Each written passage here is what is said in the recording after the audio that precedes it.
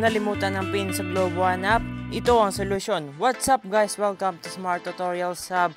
And for today's tutorial, ituturo kayo kung paano ma-recover ang account sa Globe One app kung nakalimutan ng PIN this 2025. Ito ang way para mabuksan muli ang account. Pero bago tayo magsimula ay huwag kalimutang pindutin ang like, share, and subscribe. Una po of course ay buksan natin yung Globe One app.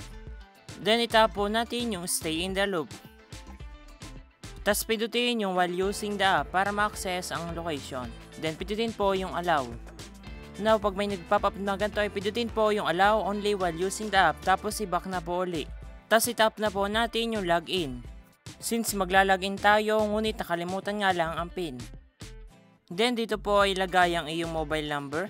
Pag nalagay mo na po ay tap ang continue. Then ilagay po dito yung OTP na code na sinend sa iyong mobile number para ma-verify ito. Pag nalagay mo na po ay maglo-loading iyan and wait for a few seconds. Now, ilalagay na po natin yung PIN. Pero since nakalimutan nga, ay pindutin po natin yung forgot PIN.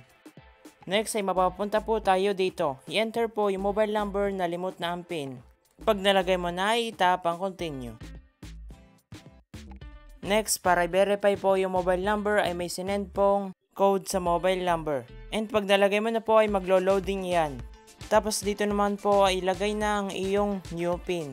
I-make sure po na secure ang PIN at hindi mo na po ito malilimutan sa susunod.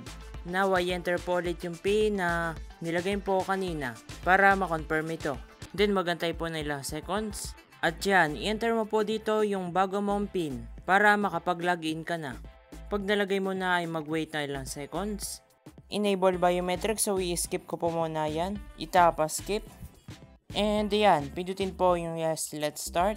At itap ang X do sa taas. At ganito lang po mag-recover ng Globe One app this 2025. Thank you for watching at kung nakatulong ko ma-recover ang Globe One app account mo ay tulungan mo naman ako. Pindutin mo ang like, share, and subscribe at panoorin ang next tutorial. Thank you!